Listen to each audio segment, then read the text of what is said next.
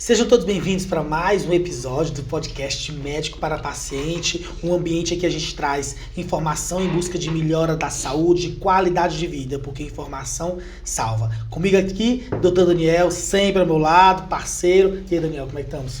Fala, Luiz, tudo bem? Hoje o nosso assunto é um assunto interessante, relevante, e eu trago já um dado para a gente começar bastante ativado nesse nosso podcast. 24 mil pessoas aguardam por transplante de córnea no Brasil. A fila duplicou nos últimos 4 anos. Esses são dados referentes a atendimentos feitos pelo SUS e nas redes privadas e suplementar. Segundo o Sistema Nacional de Transplantes, o tempo de espera por um transplante de córnea é de 13,2 meses em média. Nossa convidada hoje vai nos ajudar bastante sobre esse assunto e outros temas também, não é não, Luiz? Com certeza. Estamos falando do Abril Marrom, um mês dedicado à saúde dos olhos, né? E toda vez que a gente tem aquele medo, meu Deus do céu, fulano de tal ficou cego, ou então uma pancada no olho, um olho vermelho, o que fazer? São diversos os questionamentos e para isso estamos com a doutora Camila Nogueira, ela que é oftalmologista, especialista em córnea, cirurgia refrativa e ceratocone. Boa noite, Camila. Boa noite, gente. É um prazer estar aqui para falar de um assunto que eu amo, que são nossos olhos, saúde ocular e principalmente o Abril Marrom, que é um mês de conscientização contra os diversos tipos de cegueira, né? Então é muito importante, muito pertinente falarmos sobre esse assunto, né? Os pacientes se apropriarem e entender a importância do exame oftalmológico e que pode prevenir, né? O exame oftalmológico não é só óculos, prevenimos várias doenças, temos a possibilidade, a oportunidade de diagnosticar e tratar várias doenças e impedir o paciente ficar cego, por exemplo, que é gravíssimo. E quando a gente começa a falar, define pra gente o que é cegueira. Cegueira necessariamente é quando a pessoa não enxerga nada? Cegueira, muita gente pensa que é quando você está com a visão zero, né? Aquilo preto, zero, mas não é bem assim, né? Você pode ter uma visão subnormal, né? Mas você não tem a funcionalidade. A partir do momento que o mínimo de visão que você tem não te permite trabalhar, não permite você, né, ter uma autonomia, você é considerado uma pessoa cega, né? Não é obrigatório ser aquela perda total de visão, né? Pode ser um mínimo de visão também. Às vezes visão de cores, às vezes conta dedos, né? Visão de vultos, né? Dependendo do grau, a gente pode considerar o paciente cego total ou parcialmente. Entendeu? E puxando aqui na nossa realidade e principalmente no Brasil, quais são as principais causas de cegueira? As principais causas hoje, as principais causas de cegueira irreversível é o glaucoma, né? Que é gravíssimo. O paciente, uma vez que perde a visão por glaucoma, não tem como reverter. Retinopatia diabética também, né? O paciente diabético descompensado, que desenvolve uma retinopatia diabética, dependendo do grau e das complicações, também é muito difícil a gente conseguir reverter nessa perda visual. E temos as causas também de cegueira reversível, que é a catarata, né, gente? Uma doença super comum, todo mundo já ouviu falar, conhece alguém que tem catarata, ou mesmo tem, né? E é uma das causas de cegueira reversível. Você tem aquela perda de visão, mas com a cirurgia tem a possibilidade de voltar a enxergar. Vamos trazer aí a retinopatia diabética. A gente sabe que o diabetes é extremamente comum, paciente sedentário, paciente obeso, síndrome metabólica, e ele tem diversas complicações cardiovasculares, com aumento do risco de AVC, risco de infarto e outras complicações como dor crônica e retinopatia diabética. Explica pra gente como o diabetes, o açúcar do sangue, interfere na visão. Como vai parar no olho, né? O paciente não entende às vezes como é que eu tenho diabetes e vai parar no meu olho, como é que vai afetar a minha visão. Mas nossa retina, né, o diabetes, onde tem vaso, ele causa aquela inflamação, né? Então dá sintomas inflamatórios. Nossa retina tem muitos vasos sanguíneos e esses vasos podem sangrar, né? Você pode ter hemorragias, pode ter redução da oxigenação ali daquela retina, levando a várias complicações, pode ter descolamento de retina, alterações diretamente na mácula, que é a parte da nossa visão, ela pode ficar demasiado inchada, né, atrapalhando demais a visão, pode ter acúmulo de secreções ali na retina, né, a retina fica incompetente para conseguir, né, trabalhar da maneira correta.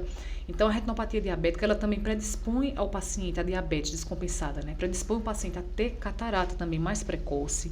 Então, a diabetes, ela pode afetar, né, no caso da retinopatia diabética, a nossa retina. E o principal, quanto mais descompensada essa diabetes, mais grave é a retinopatia diabética. Durante o exame oftalmológico, a gente consegue graduar, sabe? Essa retinopatia grau 1, grau 2, ver a gravidade e conseguir oferecer o melhor tratamento para o paciente. Por isso que é importante você fez o diagnóstico de diabetes, principalmente se for diabetes tipo 1, né, que a gente sabe exatamente, tem uma noção de quando começou, né, pelo menos 5 anos, né, você já começa a fazer a avaliação oftalmológica. No diabetes tipo 2, que é o mais comum, né, todo ano você tem que estar no oftalmologista para avaliar a sua retina, para ver se tem algum sinal de retinopatia diabética. Fazer uma avaliação com o nutricionista, fazer avaliação com o endócrino, para controlar essa glicose. Porque o principal fator de risco para ter retinopatia diabética é a glicose descompensada, né? E é uma doença que pode levar à cegueira, né? A gente, no tratamento no SUS, são tratamentos caros, onerosos. Então, um paciente de SUS, né, quando vem com uma retinopatia diabética grave, sabe? Às vezes a gente não tem tempo, né? Porque no SUS tudo demora. Não tem tempo de conseguir agir, né? A ponto de devolver a visão para o paciente. Então é muito complicado, sabe? E é uma doença endêmica, né? A diabetes.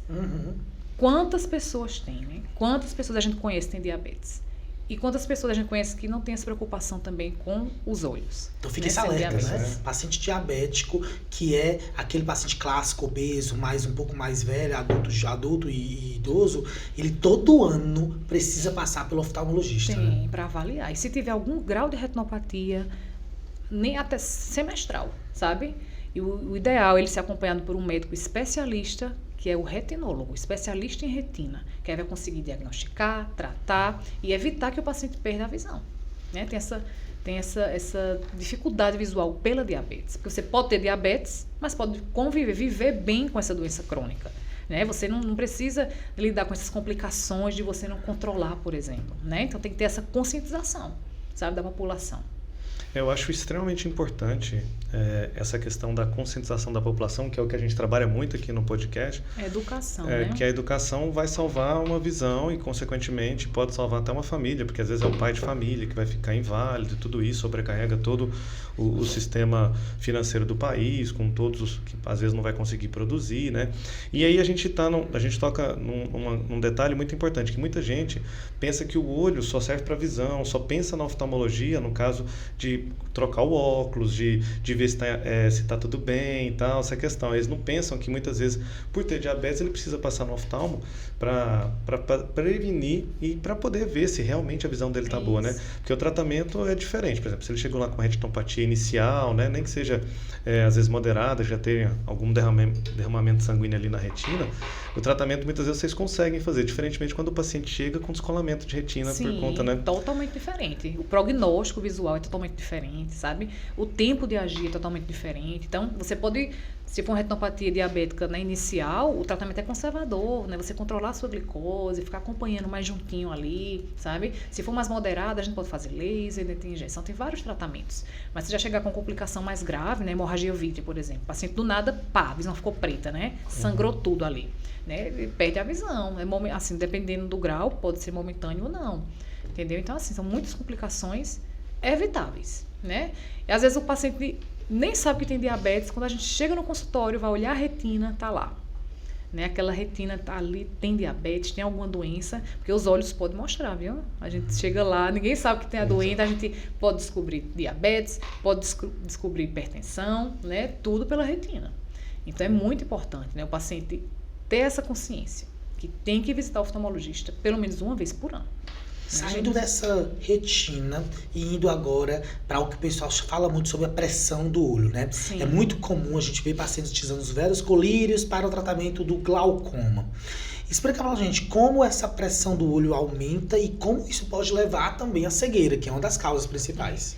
O glaucoma é uma das principais causas de cegueira irreversível, né? O glaucoma é uma neuropatia óptica, uma doença do nervo do olho, tá? E eu costumo, né, ensinar meus pacientes que o nosso olho, ele produz um líquido e esse líquido tem que ser escoado, certo? A partir do momento que você começa a produzir esse líquido, não tem por onde ele escoar, né? Então a pressão do olho vai aumentando muito.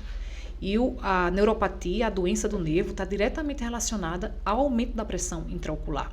Então o tratamento do glaucoma é a gente baixar essa pressão, né? Ou vai diminuir a produção desse líquido, ou vai aumentar o escoamento, né, para poder controlar essa pressão intraocular. Tem cirurgias também em casos mais avançados, mas, gente, o principal tratamento para o glaucoma, e que é mais acessível, é o uso de colírio.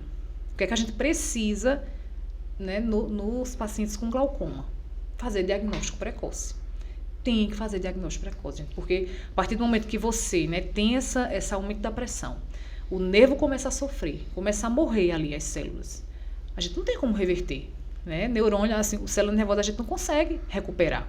Então, o que ele perdeu, né? Já era ali, não vai conseguir. O que a gente tenta fazer é estacionar, é manter a visão como está. Mas, se a gente descobrir precoce, então o paciente tem a chance de conviver com glaucoma mantendo a visão, que é o que a gente quer. Né? Hoje como a gente estava conversando aqui, né, antes de começar, que eu fui fazer um mutirão no interior, né, então foram assim, né, prefeitura, então mais de 100 atendimentos, assim, muitos pacientes, e a gente faz muito diagnóstico de glaucoma, né, a pessoa nem sabe que tem, né, às vezes já sabe, meu pai tinha, minha mãe tinha, meu avô, se você tiver um parente de primeiro grau, tem muito mais chance de ter também. Então, teve alguém na família, se liga, sabe? Tem que ir, tem que saber se você tem também.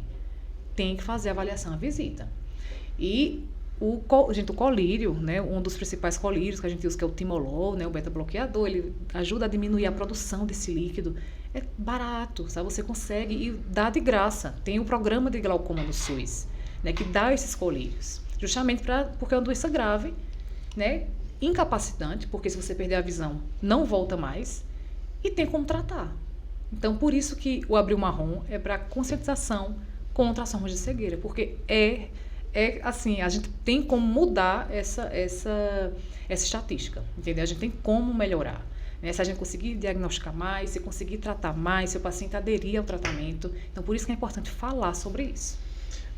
Eu acho muito interessante essa questão do glaucoma, que eu já tive algumas experiências. Uma é assim, que algumas vezes quando eu estava atendendo na emergência, logo no início, quando eu formei, teve normalmente os pacientes, peguei uns 2 ou 3, que aí quando você já perguntando, o que você tem? Aí fala, diabetes, sei o quê. Aí às vezes quando eu já estou quase terminando, doutor, lembrei, eu tenho glaucoma também. Coloca em último lugar, como se fosse assim. É uma doença extremamente grave, e a pessoa muitas vezes, eu acho que por questão de má orientação, ela pensa que é uma coisa, e outras vezes é que tem glaucoma e esquece de falar, não, eu faço uso do colírio e tal, e às vezes não usa tanto, porque se está esquecendo de falar para mim, lembrou dos remédios da pressão, tudo, e não falou do colírio, eu já pensava, esse paciente não está usando, mas graças a Deus, nesses casos aí eram doenças abdominais lá que eu estava na residência de cirurgia, que a gente tinha que fazer a anamnese. Mas uma vez eu estava atendendo, e eu lembro disso como se fosse hoje, cara, é muito marcante.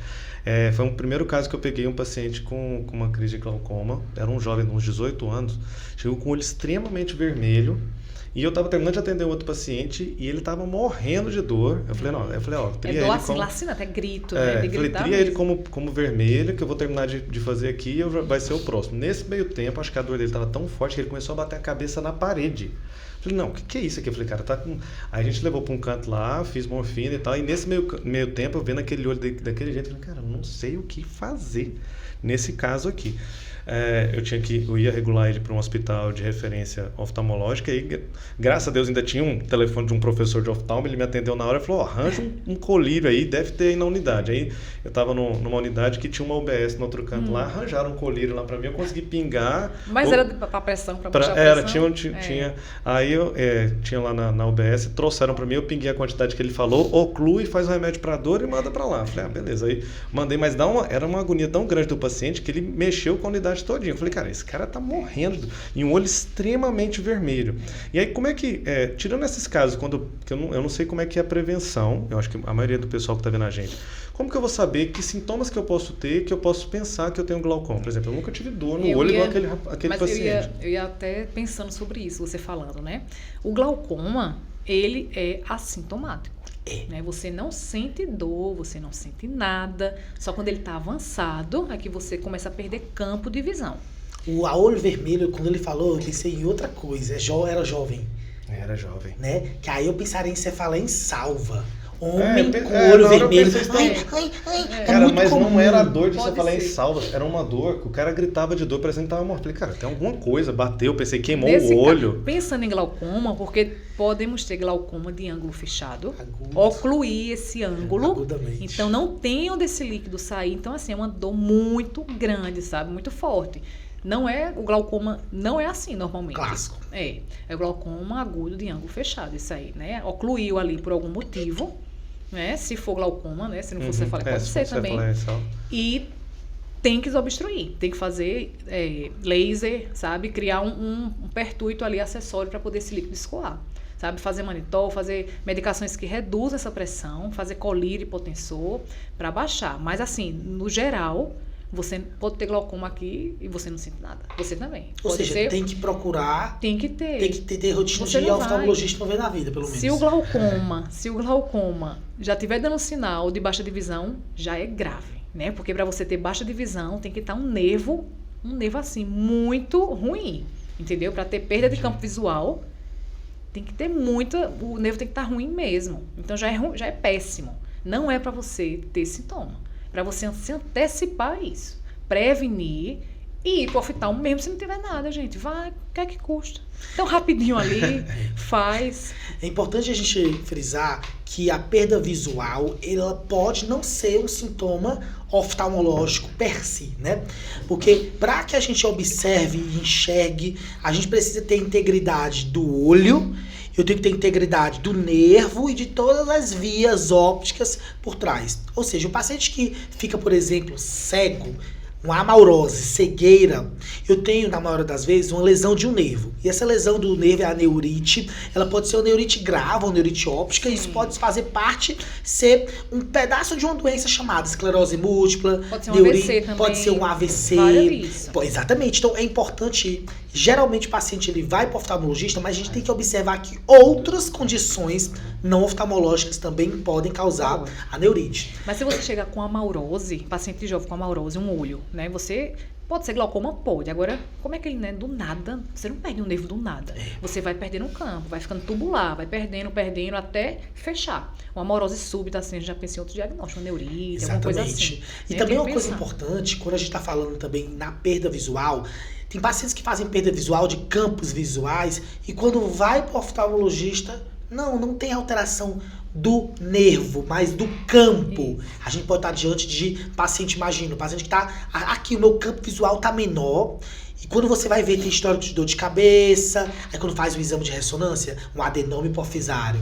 Adenoma hipofisário, ele é um tumor benigno que fica no centro do cérebro, que fica bem próximo do nervo óptico. E quando ele vai crescendo, ele vai apertando o nervo óptico, quiasma óptico, o paciente tem uma visão que é cortada, um pedaço da visão cortada. Isso vai gerando também efeitos no campo visual, até mesmo estrabismo.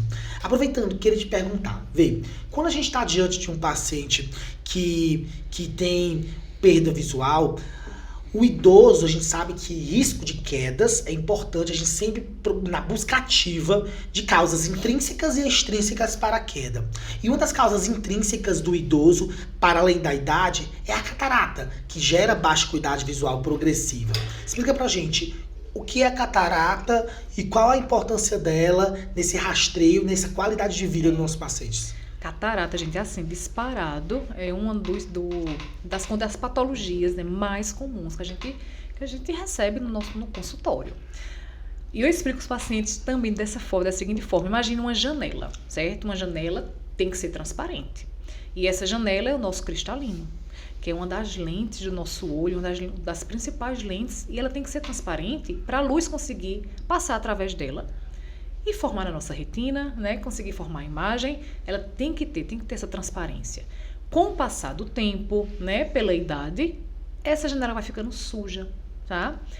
E, gente, vai ter catarata. Você não foge, né? A partir de 60 anos ali, todo mundo já vai começar a ter catarata. Uns um pouquinho antes, outros um pouquinho depois, mas assim, vai ter catarata.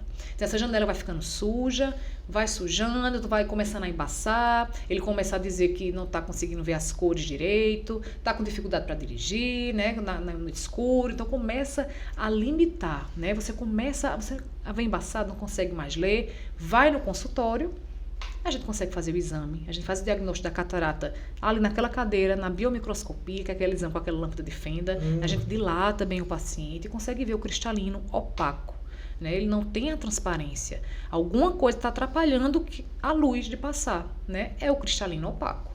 E qual o tratamento da catarata? Não tem colírio, não tem exercício, que o pessoal, né, às vezes divulga, faça exercício, vai para cima, para baixo, fecha o olho. Não existe isso.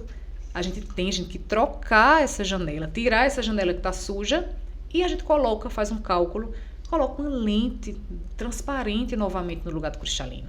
Vai permitir que a luz volte a passar e o paciente volte a enxergar. Então, por isso que é uma das causas de cegueira reversível. Porque tem paciente que está com uma catarata, um cristalino tão duro, uma catarata tão madura, tão grande, que não passa nada de luz. Ele fica cego mesmo, é como se fosse cegueira. Quando a gente tira esse cristalino, coloca essa lente intraocular, o paciente volta a enxergar, sabe? E é emocionante, porque às vezes o paciente chora, né, se emociona. E como é uma doença muito comum em idosos, né, é perceptível o pós-operatório, como o paciente muda a desenvoltura. Já o relacionamento andando, dele com o ambiente. Isso, não. A família fala, ele tá mais interativo, tá participando mais, sabe? Tá enxergando, né, gente? Imagina você perder um sentido. Então, ele antes não andava, começa a voltar a andar, né? Começa a interagir com a família. Em relação à demência, né, já tem muitos estudos falando sobre isso, sobre a cirurgia de catarata, sabe? E melhorar pacientes com sintoma de demência, né? Porque você volta a ter aquela sociabilização, você volta a enxergar, né? Então, é muito bonito na prática, é muito bom você conseguir, sabe, devolver a visão. E é o que a gente mais vê, né? Pacientes que estão cegos, quando a gente vai ver catarata, né? Principalmente SUS, a gente vai fazer, né? Quando eu fui hoje também nessa campanha, muito paciente com catarata, né? Muita, com baixa de visão importante, que com a catarata você consegue devolver. Então, assim, para a vida do paciente, para a funcionalidade, muda de vida. É outra coisa. E pensando assim, a gente mora num país tropical, né, que tem muito sol na maioria dele. Quais são as principais causas de catarata, né? Para o pessoal poder ter uma noção, assim. É trabalhador, a catarata, né? Sim, a população, né? A catarata, ela tem essa questão da idade que você vai ter, né? Com o envelhecimento do corpo, então o cristalino vai envelhecer também. Mas o excesso, a exposição solar excessiva, né? Aumenta o estresse oxidativo. Você se alimentar mal também, gente, vai antecipar ter catarata, porque, né, vai aumentar o estresse oxidativo e vai antecipar essa opacificação do cristalino. Então, se alimentar bem, sabe? Usar óculos com filtro UV, óculos escuro. Como saber? Esses óculos, como saber na hora de comprar um óculos que é um óculos adequado? Porque tem óculos de camelô de R$10 e óculos da prata que não pode. E aí? Explica pra gente como escolher um óculos com protetor. O óculos a gente tem que comprar, tem que ter proteção UV contra os raios solares, né? Porque previne várias doenças. Catarata é uma delas, doença de retina, né? Protege a córnea, então protege a nossa pálpebra contra câncer de pele. Então, óculos com proteção UV tem que usar. Não pode abrir mão. UVB, UVA e UVB, as duas. Isso. Certo. Tem que comprar em ótica de confiança, né? Você tem que ter a certeza que você está comprando um produto realmente de qualidade. Quando você compra óculos de camelô, né, escurece tudo, imagina, quando está escuro, nossa pupila aumenta. Então, imagina você com óculos escuros para proteger do sol, sua pupila aumenta e os raios vão entrar com muito mais facilidade. Então, assim, se não é para usar óculos com filtro UV, tu já comprou, Ele tá tirando muita dúvida, eu tô achando que ele já comprou. Fez aí o creu Deus Pai. Você já pode reclamar aí com o seu acredita, fornecedor. É assim que a gente pega, Mas não pode, gente, se for comprar óculos, usar óculos sem proteção UV, melhor não usar. Porque sua pupila dilata, tem que ter a proteção contra os raios, né? Então, assim, catarata, a gente faz diagnóstico rápido, no consultório, a cirurgia também. Muitos pacientes têm medo, doutora, mas ele já tem 80 anos. Isso, fala pra gente, risco de cirurgia oftalmológica. Olha, isso, catarata é uma doença do idoso, né? É uma doença do idoso. Então, você ser idoso não é contraindicação, entendeu? Você vai fazer, a gente vai pedir os exames, né? Hemograma, coagulograma, faz o risco cirúrgico, o cardiologista vai liberar, tá tudo bem. Porque hoje em dia a gente pensa um idoso de 70 anos, super ativo, sabe? Tá inteiraço a galera, 80 anos, pessoal super ativo, fazendo tudo. Então, você ser idoso não é contraindicação. Agora, uma diabetes descompensada, né? A gente já segura um pouquinho, bora controlar a diabetes, porque tem a questão da cicatrização que vai interferir no pós-operatório, né? Tem outras contraindicações, mas você ser idoso não é, porque a catarata é uma doença do idoso.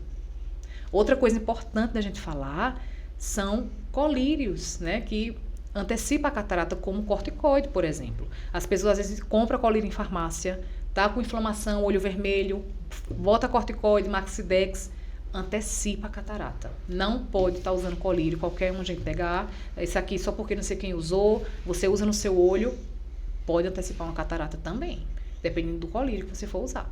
Então tem que ter muito cuidado, né? Fora o colírio de corticoide também é fator de risco para aumentar a pressão do olho. Tem paciente que é córtico-sensível, pode fazer um glaucoma cortisônico, então não pode usar colírio sem orientação do oftalmologista. Nenhum.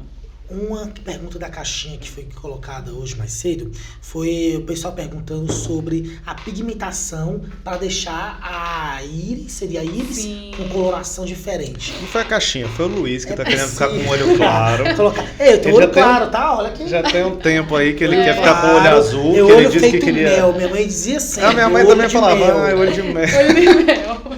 Diz, tem como meu olho ficar verde? Como é que é? Tem uma lente de contato colorida. Você não quer não? Uma lente de contato. É melhor do que enfiar a tinta aí dentro. Mas veja, essa cirurgia foi super falada, né, comentada aí, mas ali é uma ceratopigmentação. Você faz uma pigmentação na córnea, sabe?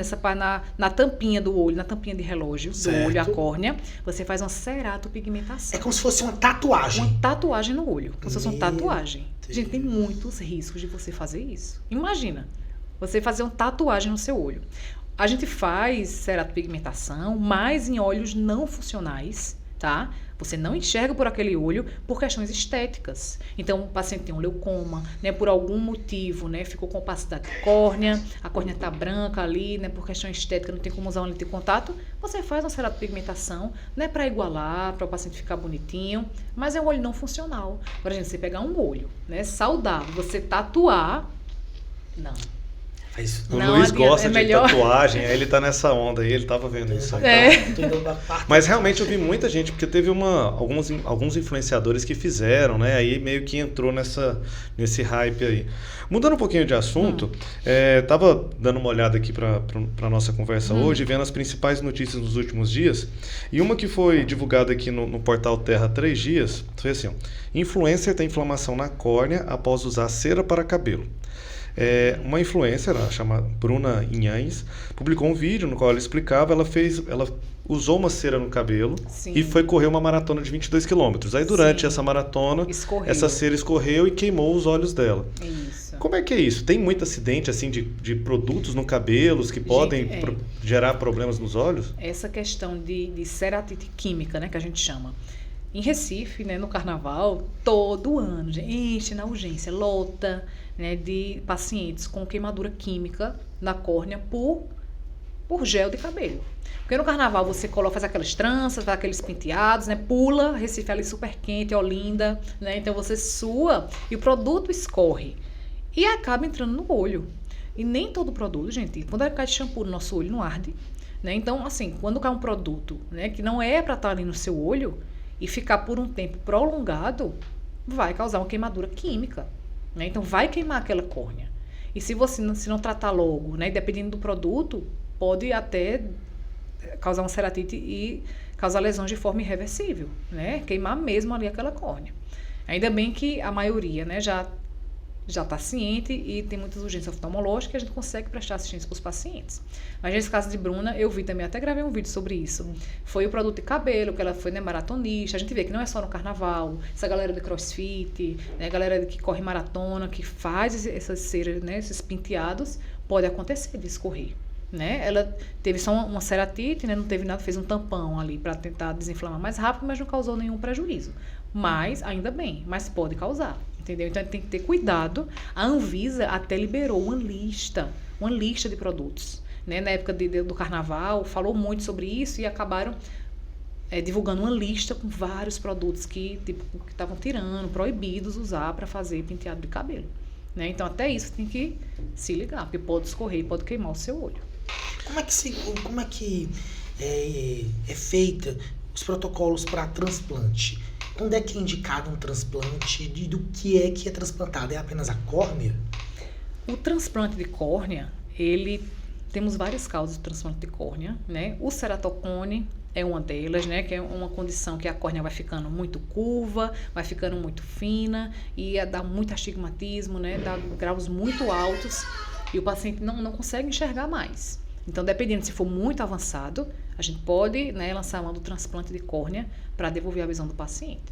Às vezes, o paciente tem uma infecção, por exemplo, uma infecção bacteriana ou fúngica no olho. Né? Quando tratou, ficou ali um leucoma, ficou uma cicatriz no eixo visual, uma cicatriz que ele não está conseguindo mais enxergar, tem indicação de transplante de córnea também. Um paciente com infecção ativa, a gente está fazendo medicação, né? Não está conseguindo tratar, a gente pode fazer um tipo de transplante que a gente chama de transplante tectônico. Não tem a finalidade óptica, mas é para salvar o olho do paciente. Tem indicação de transplante também. Então, o transplante de córnea está indicado nos casos onde a córnea não está funcionando bem. Ela não está fazendo o papel dela, que é fazer a gente enxergar. Porque a córnea é uma das principais lentes do nosso olho também, e ela tem que ser transparente. Tem pacientes que têm, por exemplo, ceratopatia bolhosa, sabe? Que é uma doença da córnea que vai deixando ela demasiada, ela opaca, e o tratamento é transplante de córnea também. Então, são várias patologias, né, que a gente tem, e é uma forma de reabilitar a visão do paciente. Em relação ao ceratocone, hoje em dia temos tantos tratamentos para ceratocone que o transplante vai ficando em último caso, sabe? Os casos mais graves, né? Graças a Deus que temos muitos tratamentos, e o Crosslink é um deles, né? Que a gente conseguiu mudar a realidade do transplante de córnea em relação à ceratocone, mas existe, né? Uma possibilidade e ajuda muita gente, reabilita muitas visões. O transplante pode ser da córnea toda, pode ser só de uma parte da córnea. A córnea tem várias camadas, dependendo da doença, a gente pode transplantar uma camada específica ou ela todinha, sabe? Pode fazer transplante com finalidade óptica, só para salvar o olho. Então, depende muito da doença. Mas o transplante de córnea é assim, ele reabilita realmente a visão dos pacientes, né? Devolve, né? E aqui em Campina Grande faz bastante transplante de córnea. Apesar da fila ser longa, realmente é uma fila longa, mas sai, né? A gente tá conseguindo fazer e reabilitar. O transplante de córnea é sempre entre um doador morto para um doador vivo? Pode existir entre vivos? Como é que é essa questão? Tem que ser doador morto mesmo.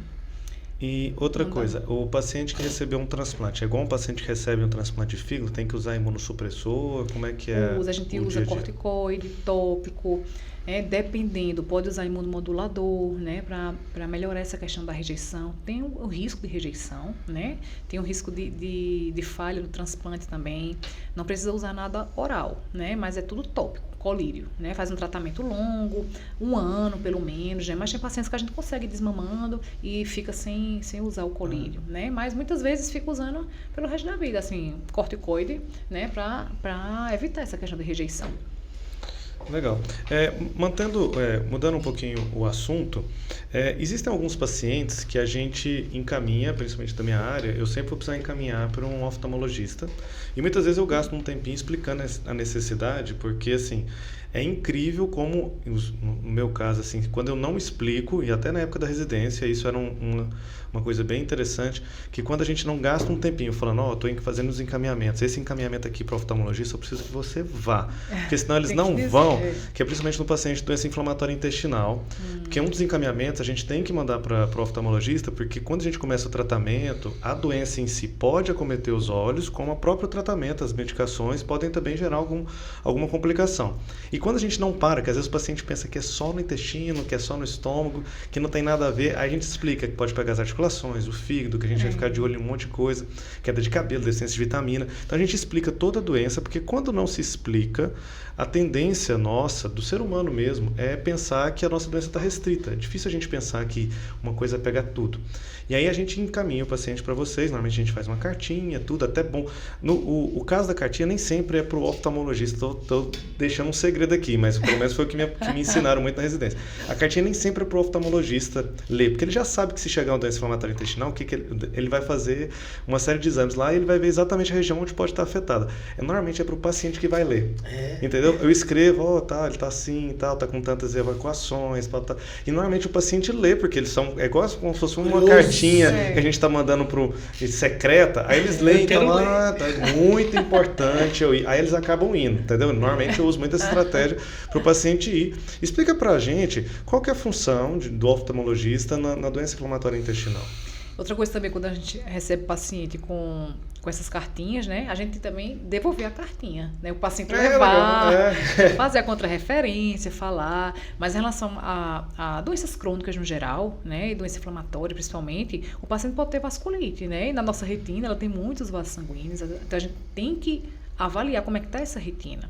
E tem vários tratamentos sistêmicos que afetam diretamente a mácula, né? Que é a região que a gente enxerga da nossa melhor visão. Então, a gente tem que garantir como é que estava essa mácula antes, como é que está essa retina antes, e ver como é que vai se comportar depois do tratamento, né? Pode ser que apareça alguma coisa aí que o paciente nem sabia que tinha, ou então já tinha alguma alteração, né? A gente não dizer que foi a medicação. Então, a gente faz exames, né? De fundoscopia, que é aquele exame, né? Quando na lâmpada de Feynman, ele sentadinho, a gente dilata, olha bem o fundo de olho. Para complementar, a gente pode pedir exames, né? Diagnósticos, uma retinografia, pode pedir até um campo visual, um OCT de mácula, que é uma tomografia da mácula, para a gente avaliar exatamente como é que está a estrutura das camadas da retina. E no pós ele vai ser acompanhado, vai ter que retornar, né? Não é só uma vez, vai ter que retornar para a gente ver se está tudo bem, se pode manter o tratamento e ver se tem alguma alteração funcional, né? Estrutural ali daquela região. Se tiver tudo ok, a gente recebe muito também na parte da dermatologia, pacientes que vão começar a usar isotretinoína, por exemplo. Afeta a região da mácula. E outra coisa é que dá muito ressecamento de mucosa, né? Então o olho fica muito seco. Boca, olho. Alguém já usou aqui, Roacutan? Já usei. Fizeram? Já usou? Já usei. Como é que ficou? Diga aí, conta essa Não, experiência. os meus olhos, até que não. Eu usei, eu morava em Goiânia, que é um local extremamente seco, né? Mas o que mais senti foram os lábios, que trincavam mesmo usando cera de abelha, Bepantol, tanto que for. E os olhos eu lembro que às vezes eu incomodava como se fosse uma coceira, sabe? Acho que também era aí você ficava esfregando aí. Quando eu passei no oftalmologista, a própria dermatologista pedi para não ficar coçando, que ela disse que poderia piorar. E foram 6 meses bem difíceis, porque não é fácil. Mas depois o resultado para mim foi bem legal, porque eu tinha muita espinha. Mas eu lembro que... E eu recebo também nessa questão de isotretinoína que tem alguns pacientes que vêm pra gente ver a função hepática do Roacutan. Sim, porque afeta. Ele eleva, mas em pouquíssimos casos, mas afeta, a gente tem que ver. Até que acontece que alguns pacientes, às vezes, já têm uma função hepática tocada.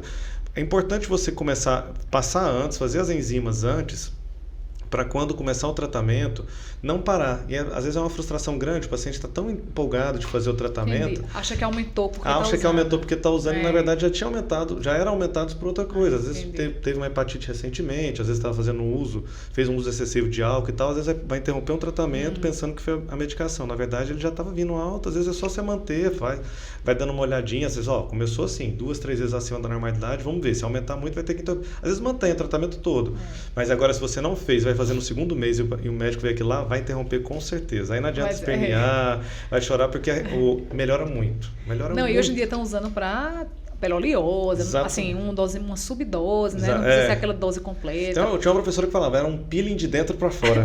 Ele falava, o pessoal tá usando isso, Hollywood usa, é bom demais. Mas assim, o olho seco, né, quando usa o tratamento, é um sintoma muito limitante, assim, incomoda muito, porque coça, né, fica ali, a pessoa pisca, cria secreção às vezes, dá embaçamento, faz ceratite também, a gente vê uma ceratite, uma inflamação da córnea mesmo, por olho seco. Às vezes o paciente quer fazer cirurgia, tem que interromper o tratamento por menos de 6 meses. Então, para você ver como influencia na produção de lágrima, né? Realmente o olho fica muito seco e tem que fazer um tratamento. Então, assim, né, o olho, a gente falando assim em relação às doenças, é tudo interligado, gente. Tudo, hoje em dia é a medicina integrativa, né? Tudo, a gente fala de alergia, vai pular pro intestino. Tudo é intestino. Mas é isso mesmo, né? A doença não é só o olho não é só grau, né? Tudo a gente corrige o grau que é ótimo, claro, né? Miopia, hipermetropia, astigmatismo, tem que corrigir para você conseguir enxergar bem.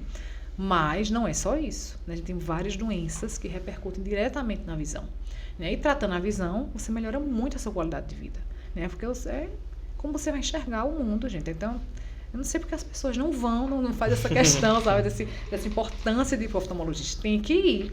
Uma outra dúvida que chegaram a perguntar para mim é sobre o uso das lentes de contato. Eu, particularmente, nunca me dei bem, não me adaptei com lente de contato. Tentei algumas 2 vezes, aí trocar a marca e tal, não deu certo. Prefiro usar meu óculos aqui, tô de boa, vou para as festas de óculos. Mas qual é o seu grau? Eu tenho um de um lado e 1.25 no outro. O meu é só charme também. Mas quando eu vou sem, atrapalha bastante, cara. Eu não consigo ler. Miopia. É miopia. miopia com um pouquinho de astigmatismo. Então fica meio... Aí dá dor de cabeça depois, eu prefiro ir, cara. Eu já acostumei. E essa questão de lente. Eu li bastante aqui algumas notícias a respeito do cuidado com as lentes, tudo. Eu já Você tive, você já tenho capacidade de cuidar de uma lente. Não, Você já usou lente também. E eu tinha colegas que iam pras festas, tipo assim, no PP, e iam, cara, e colocavam e dormiam com a lente e já tiravam outro dia, cara. Já Tanto, aconteceu tão isso, bêbado. acordei, meu Deus, vai pregou, e agora? Não, e teve uma Pregado. vez que o cara ficou, cara, não tá querendo sair, eu tenho certeza que tá aqui. Forçando ali. Eu Não. falei, cara, não Nossa, sei, eu não nasci pra isso, que eu só esqueci um trem desse, que eu fico toda hora, cara, tô de lente, tá aqui, eu tinha dificuldade de colocar, não me adaptei, sabe? Maria, não. E quais Tem são uns os riscos eu tinha medo sempre, que medo eu vou pegar uma conjuntivite aqui, uma ceratite. Cara, mas pega muito. Pega, Conjuntivite é bom. Não, menino, não pega tem outra que lavar lavar as cantar. mãos. Ai, gente, então no protocolo.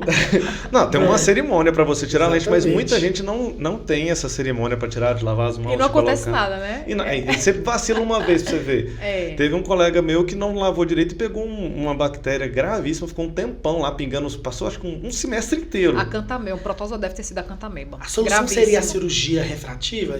Você que é especialista disso, em que momento vale a pena você se livrar dos óculos e da lente? Essa pergunta, o paciente chega, doutora, meu grau pode operar? Dá para operar, dá para fazer cirurgia refrativa? Mas veja, é muito individual. Você com um grau, você pode achar que o óculos lhe limita, que você não gosta da estética, ou atrapalha, sei lá, você operou muito policial, né? Eles acham que o óculos atrapalha, e realmente, imagina, gente, trabalho externo. Né? Você tá ali, o óculos, ele diz, doutora, quando eu tô no carro, eu saio embaça, por causa do ar-condicionado. Acontece com vocês, né? Demais. Então, mas muito. você ser policial e precisar de alguma ação, aí já atrapalha, gente. Maria. Maratonista, você em esportes, né? Teve até um caso que a gente tava aqui, essa pessoa usava lente de contato, era maratonista, né? Foi no dia, o olho muito irritado e ele não conseguiu colocar a lente de contato. E era uma maratona à noite, ou seja, ele correu sem lente, não enxergando nada, o rendimento baixíssimo, né? Porque não estava enxergando nada. Então, assim, tem pessoas que realmente, dependendo da função, o óculos não se encaixa no dia a dia, gente. Muita gente não quer. Eu tenho uma amiga que disse... Camila, meu grau é alto, né? Então tem 7 graus de miopia. Então ela precisa, né? Muito dependente do óculos. Ela disse que à noite, quando o filho dela acorda, ela, primeira coisa, tem que pegar o óculos, né? O filho esgoelando lá, mas primeiro, meu óculos. Não enxerga a criança. Não enxerga. Então, assim, vai muito de cada pessoa. Quanto o óculos limita a sua qualidade de vida, né? O que você quer ter. Tem gente que deixa de fazer esporte, tem gente que deixa de praticar atividade física porque usa óculos. Então, é muito individual essa questão se seu grau pode ou não operar. Quem vai me dizer é você, né? Como é que você tá? Como você se sente com seu óculos?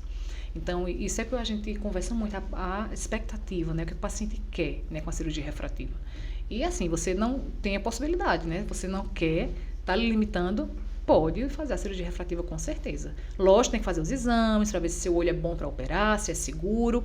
E se tiver tudo ok, a cirurgia é um sucesso e você consegue se livrar dos seus óculos. Porque Né? 5 minutos de cirurgia é bem rapidinho, né? Demora mais deitar na maca, a gente tem que calibrar o laser, demora mais isso. Exatamente. Mas o procedimento em si é muito rápido, é indolor. É uma cirurgia, assim, revolucionária. Sem anestesia geral, nem nada. Nada. Tópico, tudo Tópico, gotinha. Tudo gotinha. Tudo gotinha, você consciente, né? Porque você tem que ficar olhando para centralizar o tratamento. Mas, gente, é indolor, né? Tranquilo. Já pode jogar os óculos fora. Depois da cirurgia. Já sai fazendo o teste ali de olhar as horas na própria sala. Já sai enxergando. Você tem quanto de Luiz? 0,75, 0,25. É só chave. Mas aí Mas a pergunta atrapalha. atrapalhar. A pergunta é, por exemplo, agora, eu tô achando que eu tô enxergando melhor sem o óculos. Pode a pessoa melhorar? Você não tem Ou idade pra melhorar a sua Ou é visão porque agora? já tem mais de 1 ano e meio? Porque essa história É todo bom. ano tem que ir lá. Não tem. Que Isso história é essa? O Diz olho aí. não se vence, o óculos não vence, não, gente. Não tem essa história de óculos vencer. Mas pode arranhar, né? E o grau pode mudar, pode ter uma variação, né? Mas não tem aquela Ele obrigação se vence de pra mudar. patologia que evoluiu. Mas o seu óculos não vence. O pessoal tem essa, doutora, meu óculos venceu. Mas não tem isso de vencer, né? Você pode mudar em 6 meses, pode não tá bom, alguma coisa aconteceu, né? A gente já pode pensar em algumas doenças relacionadas a isso, né? Como é que tá mudando direto seu grau? Né? A gente já vai associando. Ou então, 2 anos, 3 anos, o paciente tá com grau estável, acontece também. O problema é que a lente vai ficando ruim, né? Vai embaçando, vai arranhando. Temos que marcar É, consulta. É. Já aperrei ela no Instagram. Ei, Como é que está? Preciso de consulta. Seu Qual exame? horário? É. Horário de 10 da noite, pode? Ele falou, qual horário mais tarde? Tarde. Eu tarde como? Tarde quanto? Porque É típico O dele. meu né? personal diz assim, lá vai Luiz explorar os profissionais liberais. tarde quanto, né? Peraí, né? Meia-noite, não. Aí não rola não. Mas vamos Ai, atualizar aí, Vamos. vamos fazer nosso exame. Mas não tem, tipo, o próprio Luiz, de 0,75, que ele poderia fazer. Pouquinho grau ainda tem resposta. Dá pra fazer, né? A gente usa uma técnica diferente, mas assim, é tão pouco, né? Que eu acho que sem óculos você consegue enxergar. Se você não tem aquele estímulo, aquele benefício da cirurgia, que é ele deixar independente. Nossa, né? mas eu tenho 1,25, cara, dirigir sem óculos, eu tenho pra você, muita dificuldade. isso, eu já operei com 1 grau, 1,5, 1,25, já operei com 7, né? Mas varia a muito. cirurgia é boa pra miopia, né? Astigmatismo também ela ajuda. Também, miopia, astigmatismo, hipermetropia. Né? Ó, eu Dá aqui muito- pensando, fazendo já minha consulta também. Tá vendo isso? Eu aprendi com o Vamos craque fazer a aqui. consulta, Todo mundo é. que ele traz aqui, ele fala, vou fazer minha consulta aqui no claro. podcast. Aproveitando. É Tem craque que ir fazer mesmo, isso. gente, tem que fazer, aproveitar. Minha caixinha esgotou de perguntas. Não, tô bem, acho que a gente pode. Show de bola. A gente deixa esse momento para você falar com a sua plateia e reforçar a importância desse Abril Marrom para a nossa população. Isso, gente. Vamos aí, esse mês, já tá acabando abril, mas não é para deixar de se preocupar com a visão só porque abril marrom tá acabando, mas a preocupação com a visão é a vida inteira, gente, né? Nossa visão é muito importante. Como imagina você ficar sem um dos sentidos, né, da sua visão. Então a gente tem que manter esse acompanhamento regular, visitar o seu oftalmologista, né, para ver se está tudo bem, trocar o seu óculos se tiver necessidade, mas principalmente prevenir doenças, né? Você fazer diagnóstico de doenças graves que pode levar à cegueira e limitar sua visão pelo resto da vida. Então, assim, você, levar o pai, levar a mãe, levar a família toda, né? Tem que ter essa conscientização da importância do oftalmologista, né? É uma especialidade linda, né? A gente consegue reabilitar e devolver realmente a visão, né? A várias pessoas. E, assim, no dia a dia é muito gratificante, né? A gente ter esse retorno do paciente, tá? E eu quero que a população, né, quem está nos ouvindo, se conscientize da importância, vá no seu oftalmologista, né, e garanta aí a qualidade de visão, qualidade de vida, porque visão é vida, né? Ter qualidade de vida através da visão. Verdade. Muito obrigado pela sua presença. Acho que esclareceu muitas nossas dúvidas da nossa audiência também. E eu espero vocês, viu? Quero ver se vão para o oftalmo. Pessoal, quem nos segue, deixa o seu joinha. Se quiser compartilhar com seus amigos o nosso podcast, será muito legal. Se não segue a gente, o meu arroba é @Dr. Daniel Martins, com 2 S, o do Luiz. @drluizsevero.neurocirurgia. E o seu? Doutora Camila Nogueira Oftalmo. Não Pode deixe de seguir. seguir o @de médico para isso paciente. No Spotify, não deixe de curtir, compartilhar e fazer aqueles 5 estrelas do nosso episódio, que foi, sem dúvida, imperdível. Forte abraço a todos, nos vemos em breve e nas redes sociais. E também não deixe de seguir a gente na nossa plataforma do YouTube e do TikTok. Forte abraço. Até mais, pessoal. gente. Um abraço.